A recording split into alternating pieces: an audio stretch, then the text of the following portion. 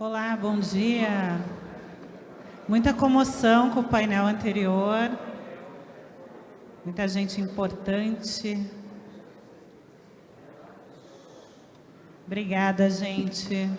Obrigada pelo convite, professor. Muito obrigada. Estou muito feliz de estar aqui. Então, eu sou Catiele Hafner, sou diretora de ESG, Relações Corporativas da Coca-Cola Brasil, e sou responsável por todo o impacto social dentro da agenda aí de Coca-Cola. Estamos aqui com convidados muito especiais. Alguns deles não puderam vir, mas eu espero que esse painel seja muito rico. A gente vem falando cada vez mais do ponto de vista de empreendedorismo, de colaboração, impacto, inclusão produtiva. Então, acho que esse painel aqui vai enriquecer muito a nossa manhã, né? Porque não almoçamos ainda. A gente vai abordar o olhar da periferia sobre o acesso à segurança, emprego, esporte, cultura, transformação digital, empreendedorismo e financiamento e transformações climáticas e risco ambiental. Então, vou começar aqui com o Robson Santos, que tem uma trajetória muito importante aí, com projetos relevantes. Queria ouvir um pouco você, Robson. Vamos começar aí. Obrigado. Olá, boa tarde a todos. Muito feliz pelo convite, muito obrigado. Eu sou o Robson Santos, sou morador do Complexo de Favelas do Alemão. Hoje fico muito feliz de estar aqui com vocês e falando sobre negócios nesse fórum muito importante aqui para a cidade do Rio de Janeiro. Muito obrigado, doutor José, pelo convite, pela credibilidade. Hoje estou vice-presidente de um conselho criado, eu ouvi em alguns painéis falarem sobre toda a mudança que a Associação Comercial tem sofrido durante esse período da participação do Dr. José na presidência, dessa liderança dele nesse local. E fruto dessa visão foi a criação de um conselho voltado para os negócios em comunidades, pela sua relevância que é para a cidade do Rio de Janeiro, não só econômica, mas social e de desenvolvimento. Hoje nós temos aqui, inclusive, um espaço dedicado aos negócios, que são desse conselho. Os conselheiros, eles estão, se vocês puderem visitar, está bem aqui atrás do palco, a entrada na lateral ali, da saída do elevador, do lado esquerdo de quem entra. E ali você vai poder conhecer os projetos, os negócios, isso é muito importante apresentar, são negócios para as comunidades e das comunidades.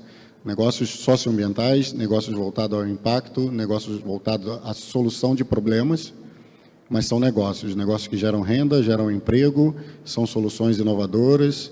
Principalmente, o desafio que nós tínhamos era trazer negócios que pudessem vender uma comunidade, as periferias, as favelas, como elas realmente são, né? Eu vivo em favelas há mais de 30 anos, e com essa vertente de negócios, entendendo um pouco do mundo corporativo e da favela, eu costumo brincar que eu falo favelês e corporativês.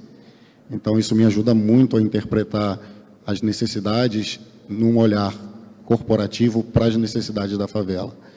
Isso tem nos ajudado a montar um time de empresários que é bem relevante, um time de empresários que contam com figuras que são representativas. Nós somos o conselho que tem um número de mulheres que reflete a realidade dos empreendimentos no Brasil, né? A maioria deles liderado por mulheres, principalmente nesses locais. Então, nosso conselho, a sua maioria, são mulheres e pessoas negras. E não de propósito, não como um greenwash, e sim porque é natural, né? É genuíno. Esse é o recorte de negócios dentro de comunidade. Então, eu fico muito feliz pelo convite. Muito obrigado. Eu estou numa companhia aqui sou um privilegiado de estar nesse local.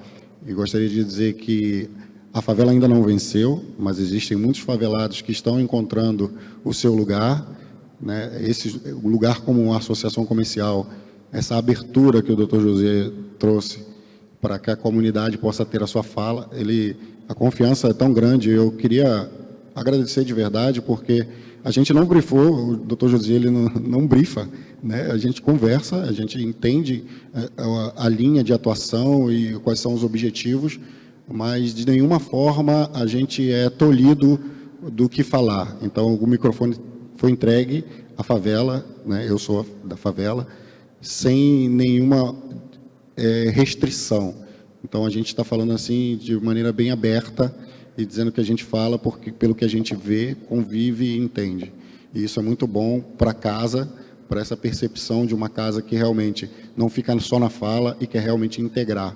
E é o que a gente tem feito junto com os negócios aqui dessa casa. Então, mais uma vez, muito obrigado. E gostaria de passar a fala.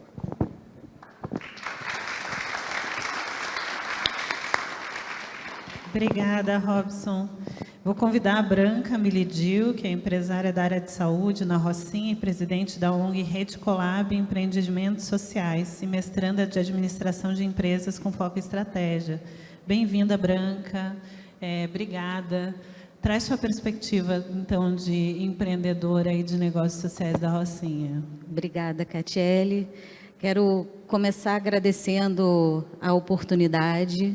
Quando o presidente Josier Vilar fez a proposta, né, Branca, você quer falar como empreendedora, né, de área de periferias, favelas, comunidades urbanas, nesse painel que vai falar especificamente, né, nesse evento que está acontecendo aí já há 3 dias, para a gente falar sobre empreendedorismo e como fomentar esse ecossistema no Rio de Janeiro.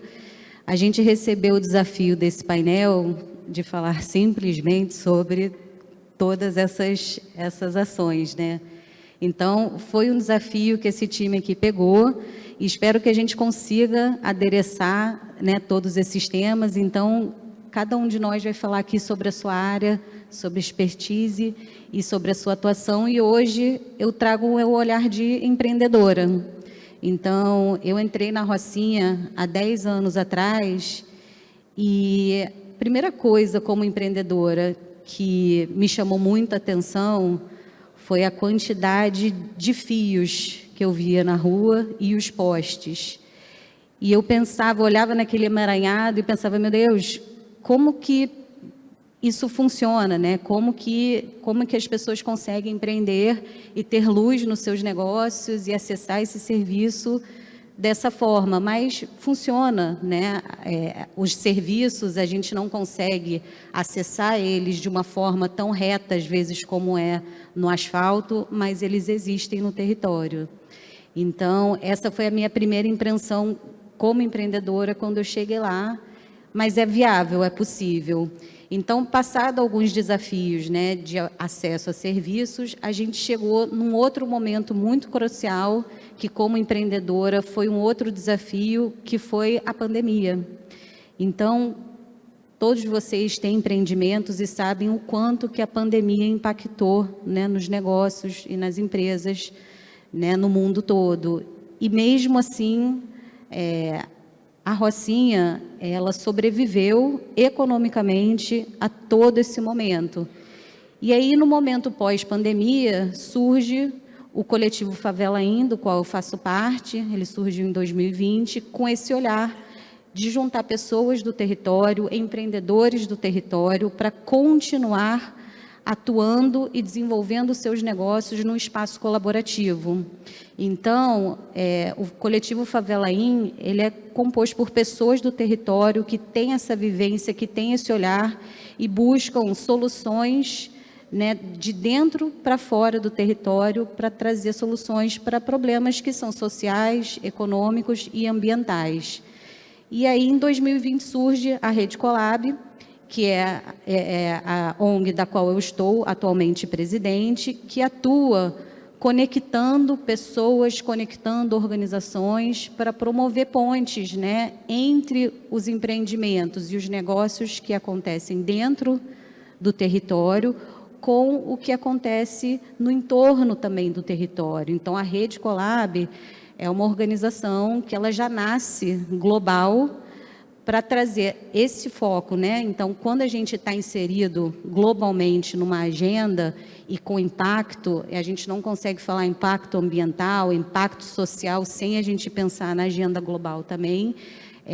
A Rede Colab, ela fomenta parcerias para implementar essas soluções que são questões globais a nível local. Então, a gente fomenta o ecossistema de desenvolvimento de empreendimentos e geração de negócios de impacto socioambiental positivo no território através dessa conexão de pessoas para promover o desenvolvimento.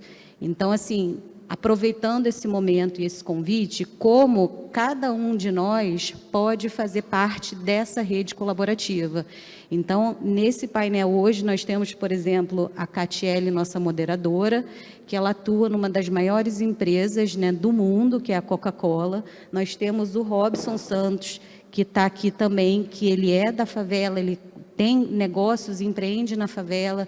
Temos também a Carol, né, que atua na Caixa, obrigada, que atua na Caixa, que é esse braço, né, do governo, braço público, que atua promovendo acesso a financiamentos, né? Não vou dar spoiler aqui da sua fala, mas que são coisas assim fundamentais, essa união de pessoas de diferentes áreas da sociedade para atuar de forma colaborativa para trazer realmente a transformação e o impacto social, né? Então, passo a palavra de volta para a moderadora. Obrigada a você, Branca. Já fez uma moderação aqui, né? Vou pegar 2 pontos aqui que foram falados. Do Robson, que falou muito de eu falo o favelês e o corporativês. Eu acho que essa junção dessas 2 falas é uma intersecção importante aí, né, para você alcançar esse outro nível de inter-relação entre os atores que estão aqui. Então, acho que, pegando essa tua fala, acho que foi uma fala bem importante. Pegando um pouquinho da fala da Branca, que é de alguém que foi empreender na comunidade, e acho que você trouxe muito isso das soluções que vêm da comunidade, né? E, às vezes, acho que a gente, dependendo do lugar onde a gente está sentado, a gente tem uma perspectiva. E, às vezes, não é a perspectiva que a gente está olhando, que é a perspectiva necessária para alavancar esses negócios. E aí a gente tem agora a Carol, que vai falar um pouquinho aí da perspectiva de Caixa Econômica, né? Porque empreender sem crédito, sem dinheiro, sem recurso é difícil. Então, traz para a gente um pouquinho a tua perspectiva aí de banco da Caixa Econômica dentro do empreendedorismo. Boa tarde, pessoal. Me apresentar, sou a Carol, da Caixa. Sou superintendente executivo de governo na Caixa Econômica. Eu quero primeiro cumprimentar aqui os meus pares e parabenizar a Associação Comercial, Dr. Josier, por esse momento, porque muito se fala sobre tem um problema, mas como resolver o problema? Como alcançar as linhas? Como juntar a dor ao como executar? Então, eu quero parabenizar por esse momento. A Caixa esteve aqui ontem também, participando através de uma palestra, de um momento aqui do Diego Hipólito. O Diego Hipólito, eu vou pegar aquele pedacinho ali do esporte, né, para fazer a conexão de como que a Caixa envolve o esporte. A Caixa é o principal agente de política pública do Brasil. E eu costumo dizer que nós somos um banco comercial. Sim, e por que não? Geramos lucro. E eu vou dizer o que a gente faz com esse lucro daqui a pouquinho. Mas somos um banco social. Esse é o nosso principal papel, esse é o nosso DNA. O Diego veio representar aqui a participação da Caixa no esporte, como que a Caixa pode mudar as vidas através do esporte. A gente vem acompanhando, aqui é um momento oportuno, né, de Olimpíadas, e a gente vem acompanhando o desempenho dos nossos atletas, através da ginástica, lindamente, né, representado com as nossas meninas da ginástica,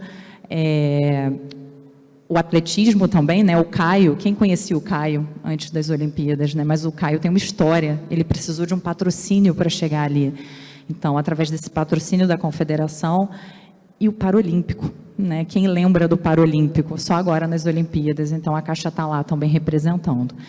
Quero, mais uma vez, ressaltar esse nosso papel, acho que respondo um pouquinho ali do esporte, mas a Caixa como principal agente de política pública, eu vou falar um pouquinho também da minha atuação, é através da Caixa que chegam os repasses do governo federal e a Caixa também possui linhas de financiamento aos municípios para que os projetos que vão alcançar a periferia através do saneamento, através da construção de moradias dignas no programa Minha Casa Minha Vida. Então, essa é um pouquinho da conexão do que eu faço com esse painel, né? Como que a gente conecta, como que os municípios vão ter recursos para aplicar. Chegando num outro momento da Caixa também, num outro escopo de atuação, eu falei há pouco do lucro da Caixa. A Caixa tem o nosso fundo socioambiental, que 2% do lucro líquido da Caixa é distribuído para esse fundo para aplicação em projetos socioambientais. Eu acho que isso existe, pouco se fala, muito se alcança através desse fundo, mas será que alguém sabe que a gente tem um edital aberto até o dia 22 de setembro, que é exatamente sobre esse tema? Eu vou até ler aqui a cola, né? Mas o tema é o edital Periferias e Favelas, Minha Casa Minha Vida e Agência Barco. A Caixa está convidando as entidades públicas e privadas, sem fins lucrativos, com CNPJ constituído há pelo menos 2 anos, para que apresentem os projetos para o Fundo Socioambiental. Então, acho que esse momento que a Associação Comercial está proporcionando é exatamente para isso, para que divulgação de ações como essa cheguem a quem precisa, façam sentido e consigam ter uma execução final. Então, quero já deixar aqui a divulgação desse projeto. Tem um outro edital também que está em aberto, mas não comunica tanto com o tema. Acabou de fechar um de economia criativa, isso é dinâmico, então eu convido para que todos possam divulgar e conhecer, através da página da Caixa, o nosso Fundo Socioambiental. A Caixa é a única instituição financeira que possui uma vice-presidência exclusivamente para o assunto de sustentabilidade. A Visuc não é só sustentabilidade, ela também atua na cidadania digital. Vou conectar um pouquinho mais na frente, mas eu quero lembrar o que representou a Caixa durante a pandemia. A Branca acabou de falar sobre isso, né? O quão importante foram as redes de colaboração durante a pandemia. O doutor Gesier vai concordar, né? O que o SUS representou, o SUS salvou vidas, mas a Caixa também. A Caixa, através da bancarização e da possibilidade de acesso ao recurso, ao auxílio, para pessoas que eram absolutamente invisíveis, até mesmo para o Cade Único. Então, foi através do Caixa Tem que a gente conseguiu alcançar todas as pessoas que precisavam receber esse recurso. E aí eu falo de cidadania digital. Eu quero já cumprimentar uma pessoa aqui que eu alcancei na plateia, o Robson, e o Robson é presidente do Conselho Deliberativo, o qual eu faço parte também com o Dr. Josier, ali como membro. E o SEBRAE tem um papel importantíssimo também nessa conexão com a Caixa, que vai trazer serviços, né, ao alcance às linhas, porque sou empreendedor, e aí, como eu acesso? Qual o meu capital? Como chega esse capital? Como eu me capacito? E aí agora eu vou focar aqui, acho que na parte que mais interessa, né, que são os produtos e serviços. A Caixa tem, através do Caixa Tem, uma ação 100%, uma trajetória 100% digital para a contratação do empreendedor, pessoa física e pessoa jurídica. Ou seja, hoje, desde julho, né, a gente lançou, através do Caixa Tem, ele abre a conta 100% digital, ele não precisa ir numa unidade. E a gente sabe qual é a dificuldade hoje de um morador da favela alcançar uma agência bancária.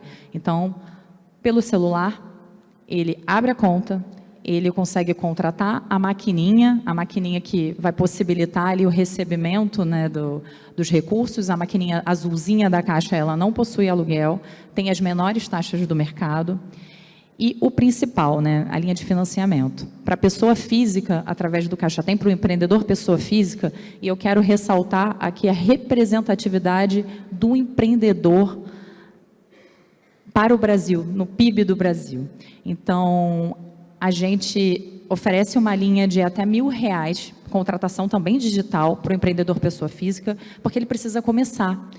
E para o empreendedor pessoa jurídica, na contratação digital, até R$10.000. Ele não precisa ir numa agência bancária. Mas, fazendo uma conexão com o importante papel do SEBRAE, a Caixa possui uma linha específica também para os empreendedores que optam pela capacitação do SEBRAE, que é extremamente importante a capacitação para a gestão dos seus negócios. Então, para esse empreendedor que faz essa capacitação no Sebrae, ele vai alcançar essa linha de financiamento na Caixa com taxa reduzida. Eu estou falando aqui bem focado no MEI, no microempreendedor individual, que eu acho que é um pouco o foco, né, dessa pauta, mas possuímos outras linhas de crédito, inclusive, também como agente de política pública, a Caixa atuou no Procred até pouquinho tempo, a medida provisória venceu e está em tramitação agora o programa Acredita, muito divulgado também por todos os parceiros, Associação Comercial, Sebrae. O programa Acredita, o projeto de lei está tramitando, acho que nesse momento no Senado, está sendo extremamente rápido, trazendo todas essas benesses da medida provisória anterior. Então, a Caixa está pronta para atuar no Acredita, seja através do Procred, seja através da renegociação de dívidas também, de forma facilitada para aqueles que precisam voltar a atuar. E um outro ponto também que eu quero ressaltar a participação da Caixa é que essa semana a Caixa firmou uma parceria com o Sebrae Nacional, onde passamos a contratar os microempreendedores individuais capacitados pelo Sebrae para a atuação na Caixa de pequenos reparos, pequenos serviços, sejam marcenaria, elétrica. Então, a gente está abrindo um edital de credenciamento e todos os microempreendedores que optarem por se capacitar no Sebrae poderão ter uma possibilidade de emprego. Então, vão ter a renda através desse programa. Eu poderia aqui me estender e falar um pouco mais, eu acho que eu carrego um sobrenome, né, Carol da Caixa, e sou muito apaixonada pelo que faço, mas são momentos como esse que fazem sentido na comunicação para que a gente possa chegar realmente em quem precisa, porque os produtos existem, mas às vezes o acesso não é tão facilitado. Então eu peço que cada um de vocês nos ajude a fomentar essa divulgação de que pelo celular o empreendedor consegue chegar ao que ele precisa. É isso, muito obrigada. Obrigada, Carol. Muito interessante, né, essa perspectiva de quantas soluções existem e que as pessoas às vezes não sabem. A gente falou um pouquinho disso, a gente estava conversando, trocando uma ideia ali antes, e eu acho que foi bastante interessante a gente falar da falta de visibilidade dentro das comunidades, dos editais, do acesso. Então, eu queria ouvir um pouco, Robson e Branca, aí, como que vocês conseguem trazer essa informação para dentro da comunidade, como que a comunidade conecta com esses editais, né? E como que a gente aqui, na associação comercial, como empresa, setor privado, setor público, a gente consegue ser um facilitador dessa informação também, né? Então, eu queria ouvir um pouquinho de vocês. Eu acredito que a direção é essa mesmo. Ainda há um desafio pela frente, que é a questão da comunicação. Quando a gente olha para a comunidade é um ambiente muito pulsante, né? Que as informações circulam, mas as informações que têm o maior valor parece que tem uma dificuldade ainda maior de chegar em quem realmente precisa ouvir, né? Foi o que foi dito. Hoje a gente tem sido um canal de comunicação através de individual mesmo, o trabalho de formiguinha, mas isso ainda não é suficiente. É necessário que haja um canal de comunicação mais eficiente, direcionado para esse público, porque é uma coisa que toda empresa faz, ela comunica, quando ela precisa vender, ela comunica assertivamente o seu público-alvo. Então, eu acredito que essa assertividade deve se estender também aos benefícios sociais, também às oportunidades, principalmente de crédito, né?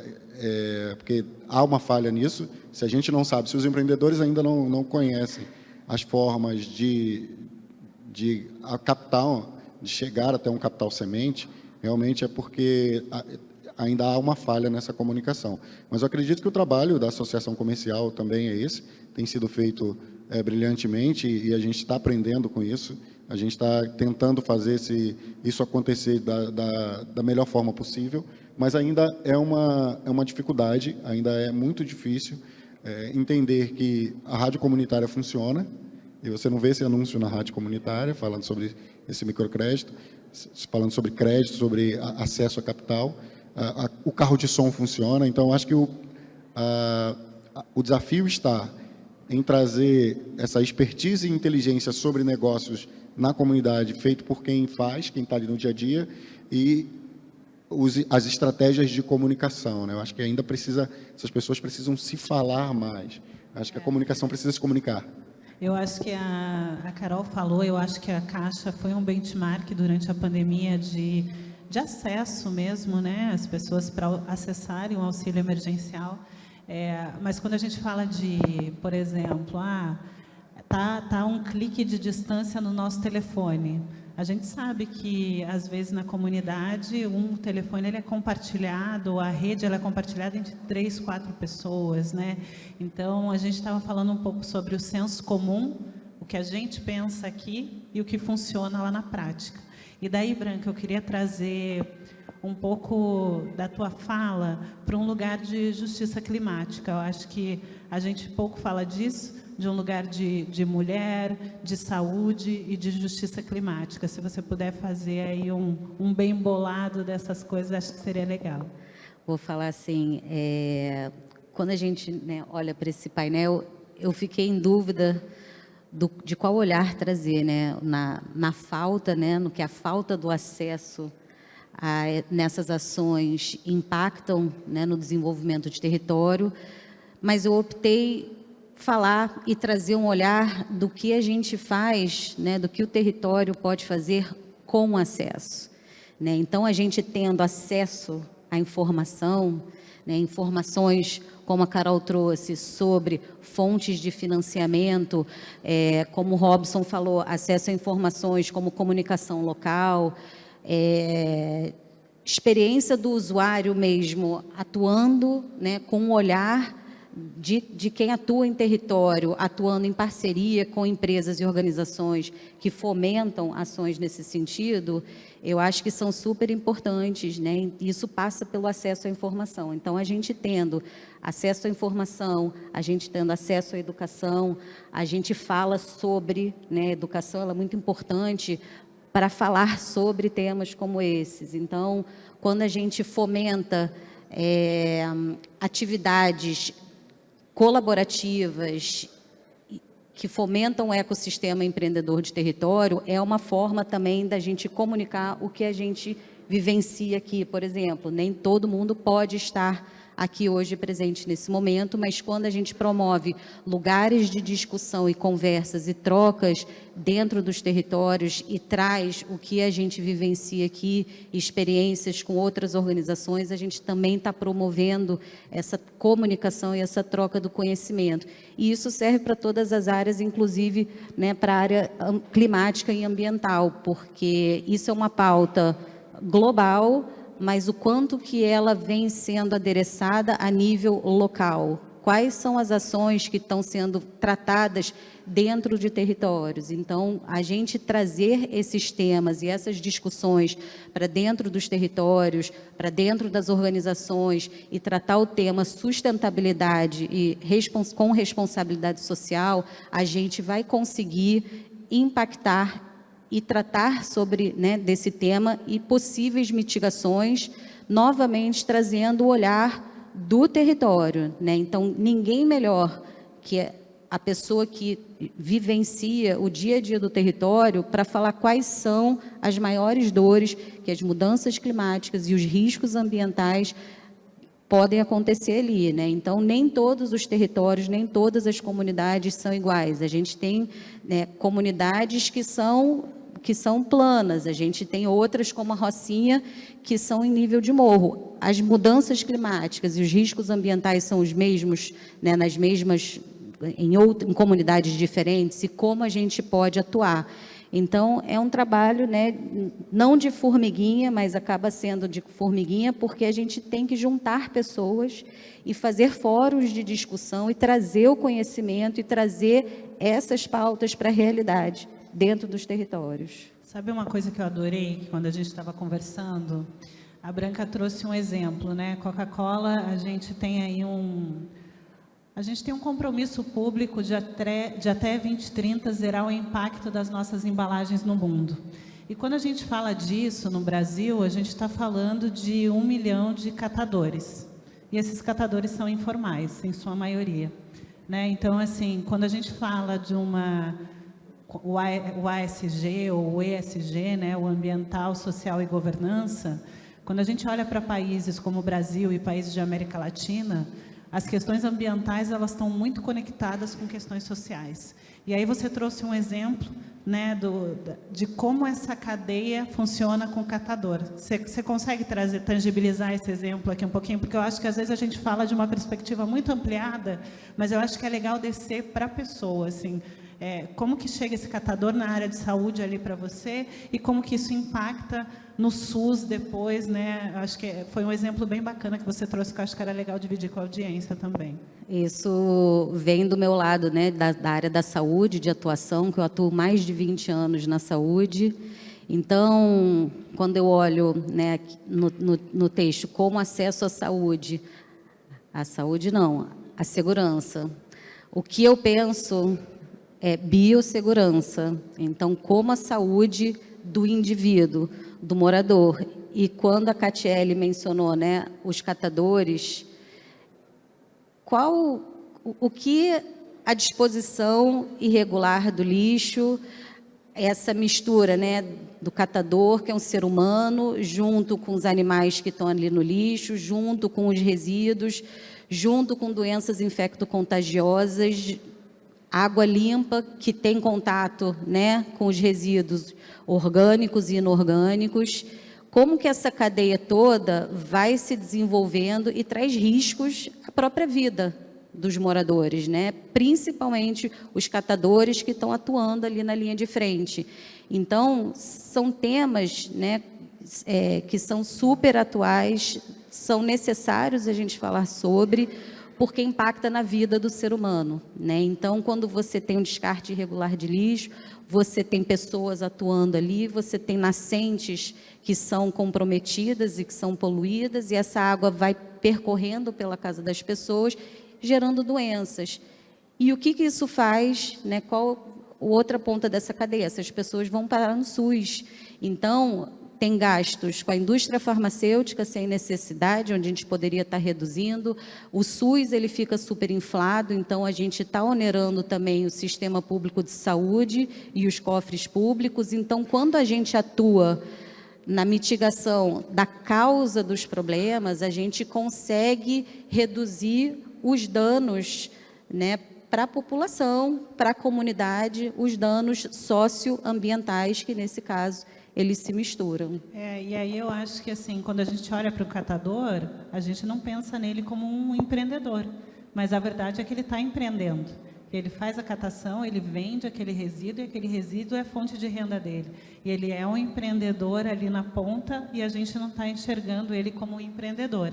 Então, assim, quando a gente fala de empreendedorismo, a gente sabe que no Brasil, o empreendedorismo de base, ele não é feito de startups, né? Ele não é essa galera bonita que está empreendendo. Quem está empreendendo é a mulher que perdeu o emprego, que está fazendo brigadeiro, que está vendendo ali na comunidade dela, é o catador que está coletando resíduo, que está vendendo resíduo. Então, acho que, assim, para além da MEI, tem a pessoa física. E aí eu queria aproveitar a Carol aqui. A Caixa é uma parceira muito forte da Coca-Cola, Sebrae também.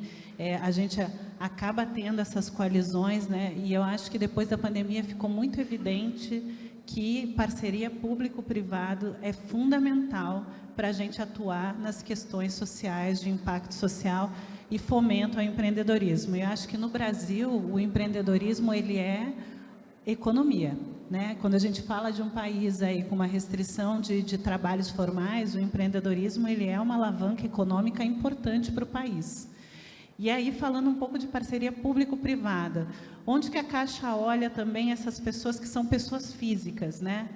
A gente sabe que tem um índice alto de inadimplência, hoje, então, tem a questão do acesso ao crédito, mas depois dessa pessoa também ficar refém daquele crédito. E aí tem as pessoas que são pessoas físicas que empreendem, mas que tem até receio, né? A gente que tá mais na ponta, assim, você fala com o ambulante, ele fala, não quero abrir empresa não, porque depois vão saber onde é que eu estou, vão vir me cobrar aqui, né? Então, assim, como desmistificar isso e o papel dessa parceria público-privada aí nesse contexto?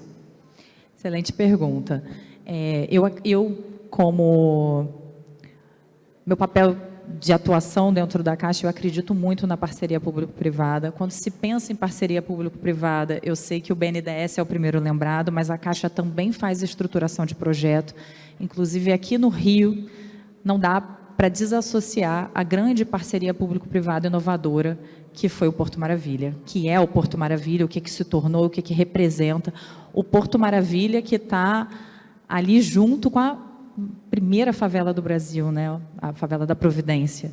E esses trabalhadores vão precisar ser inseridos nesse contexto do Porto, que hoje vai absorver ali pelo menos 7.000 moradias já em construção, né? E sendo entregues nesse período, e que vão precisar de comércio, e que esse comércio vai ter que absorver uma mão de obra e que seja mão de obra local. Então, eu acredito muito na estruturação de parceria público-privada, principalmente porque há um esgotamento de fonte de recursos públicos. Até que ponto o PAC... não quero deixar de citar também aqui que o Rio acabou de ser selecionado para o PAC do Complexo do Alemão, mas isso é finito, esse recurso é finito, a gente sabe o momento econômico que o país está vivendo. Então, eu acredito muito na parceria público-privada como uma solução para essa união.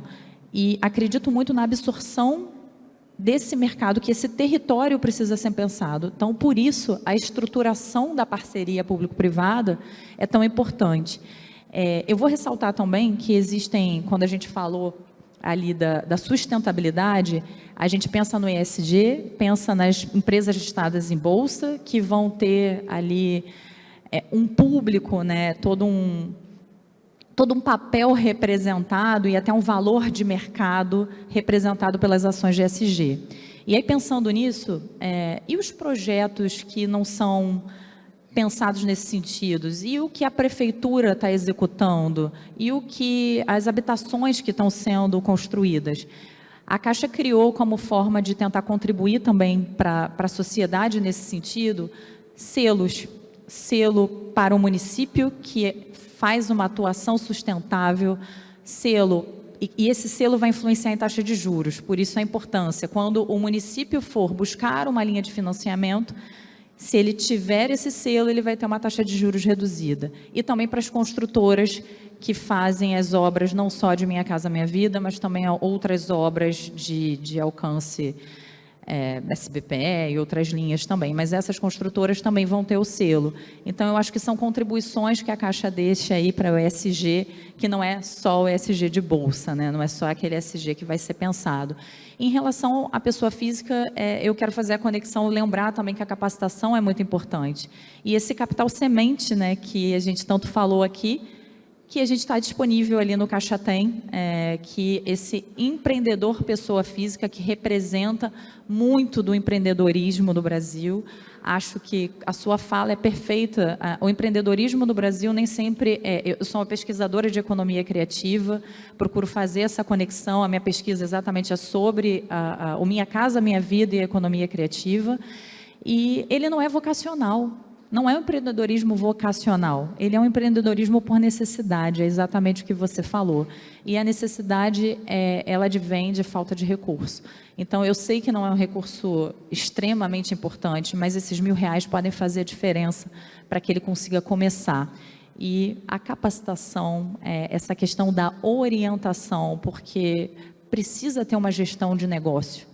O negócio, a Branca falou muito sobre isso, eu achei incrível. Ela é uma dentista que trouxe a área de saúde, ela tem formação de dentista, precisou se especializar para conseguir gerir o seu negócio, para empreender. Então, está tudo muito conectado, né? A capacitação, eu acho que ela é a grande chave, a educação é a grande chave, né, para esse país, para a evolução do país, e a capacitação nesse nicho também é extremamente importante. Muito obrigada. A gente está se encaminhando para o final, mas, e aí eu queria que vocês deixassem aqui uma palavra final para as pessoas que estão aqui, para os empreendedores, mas o Robson falou uma coisa desburocratizar. Vou falar desburocratizar, não é muito bem essa palavra, mas eu acho que facilitar os processos, né? Facilitar. Como que a gente facilita a informação, a chegada da informação? Como que a gente facilita o processo? Como a gente flexibiliza, né? Eu estava falando um pouquinho da minha perspectiva enquanto Coca-Cola. Algumas contratações eu não consigo fazer, porque uma grande empresa tem compliance, tem regras, então tem coisas que a gente consegue flexibilizar, outras não. Pensando nesse cenário complexo, né, que a gente vive aí de Brasil, de empreendedorismo, considerando que isso é uma alavanca econômica importante para a comunidade, queria que vocês deixassem um recadinho final aí para as pessoas que estão aqui, para os empreendedores. Pode pegar o meu aqui. Obrigado.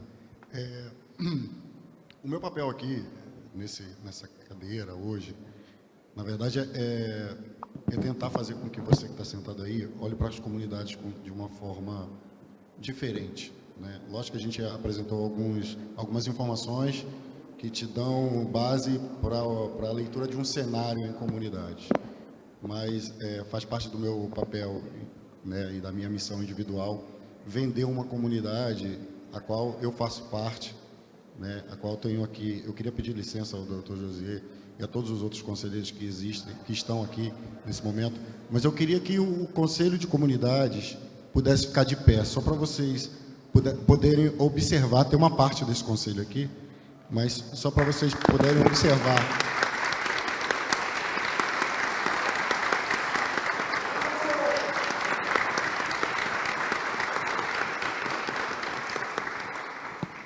Quando a gente fala do cenário brasileiro e do empreender por necessidade, né, como eu falei, o meu papel aqui é fazer um contraponto, é mostrar justamente o potencial e o talento que existe dentro das comunidades.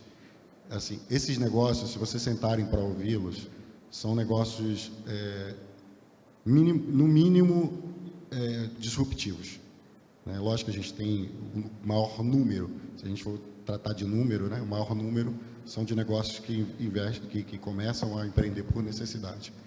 Mas eu queria que vocês olhassem para as comunidades como um celeiro, como uma fábrica de talentos e principalmente como um lugar muito interessante, além do consumo, né, porque já foi comprovado, esse dado aparece o tempo inteiro. Tem um dado do G10 Favelas, que posiciona aí o consumo nas comunidades do Brasil em 200 bilhões anual.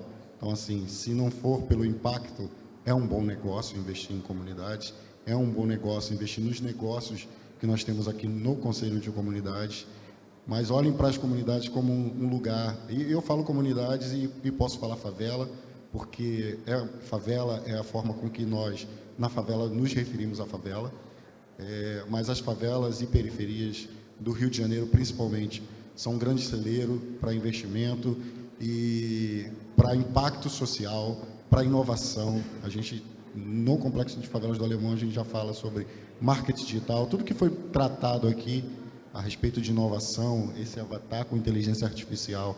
A gente já utiliza a inteligência artificial de maneira muito incipiente para ajudar na capacitação de jovens dentro de comunidade.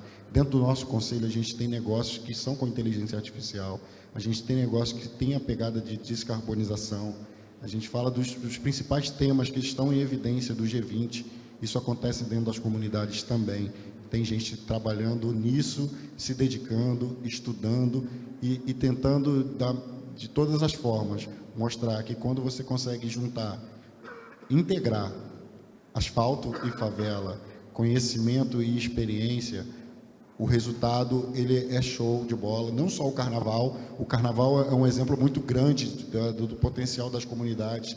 Eu acho o carnaval assim uma demonstração do que pode acontecer quando a favela e o asfalto estão juntos. É um show, né? E é o maior espetáculo da terra, como dizem. E como dizem, não é, né? Minha presidente Célia aqui, que é uma pessoa que é muito ativa e representa muito bem esse segmento, e pode demonstrar o quanto que isso é verdadeiro e quanto isso é genuíno. Quando você integra essas duas potências, não tem como dar errado. Então, a minha fala aqui é justamente essa. Eu queria que você olhasse para as comunidades, vá até, mais uma vez, né, eu queria ser redundante, visite aqui o estande do Conselho de Comunidades e conheça os negócios que existem e como vocês podem se associar a esses negócios, como vocês podem investir, como vocês podem trazer esses negócios para próximo da empresa de vocês e, com isso, impactar mais vidas e mudar essa realidade do Rio de Janeiro. Porque o Rio de Janeiro tem tudo para estar no lugar que já deveria estar há muito tempo. A gente só precisa sentar e conversar e integrar. Obrigado mais uma vez.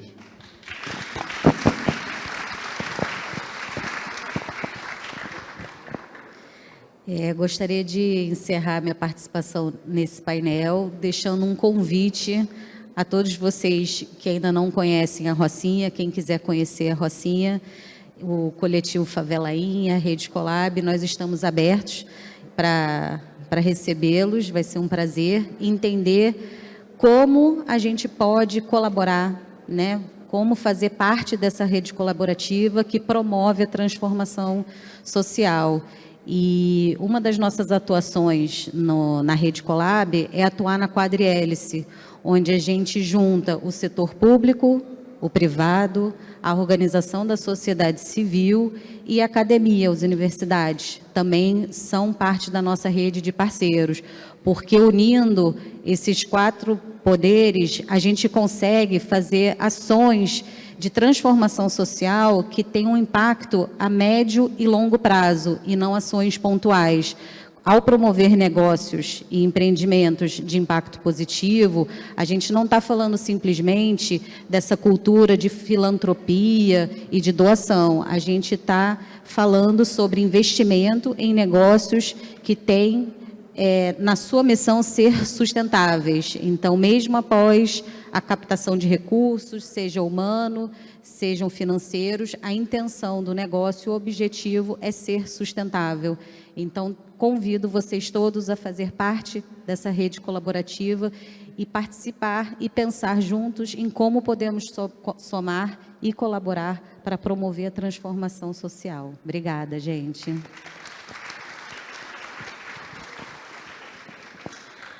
Eu encerro minha fala também, mais uma vez, eu preciso ressaltar esse momento. Eu acho que se eu tivesse que definir uma palavra, a sua pergunta seria comunicação. Eu peço que cada um de vocês se situe no lugar onde está.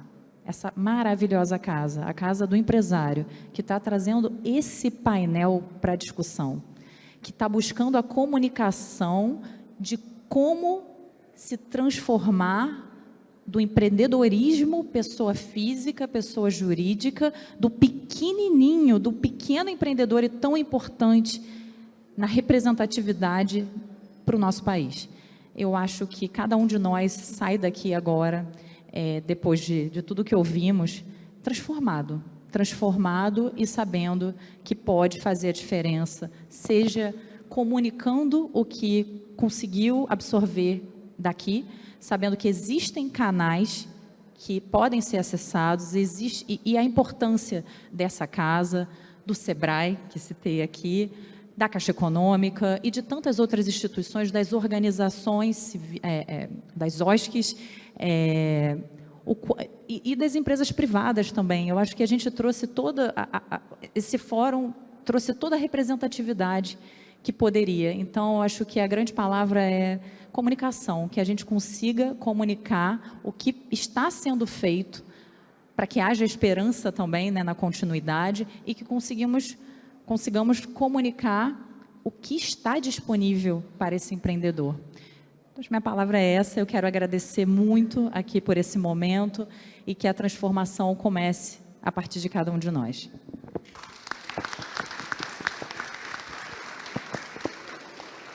Queria agradecer os convidados aqui maravilhosos, várias reflexões, acho importantíssimo.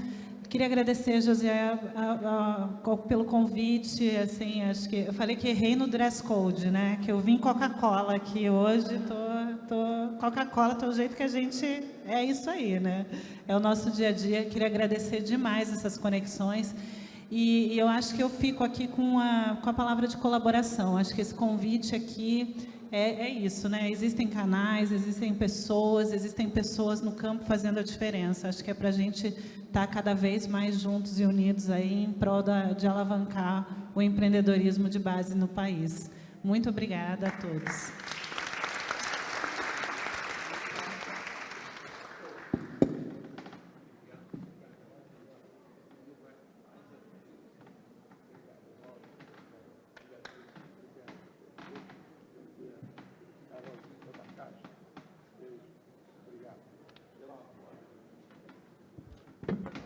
tirar foto, só queria dizer o seguinte: nós precisamos convidar, não é, Rui?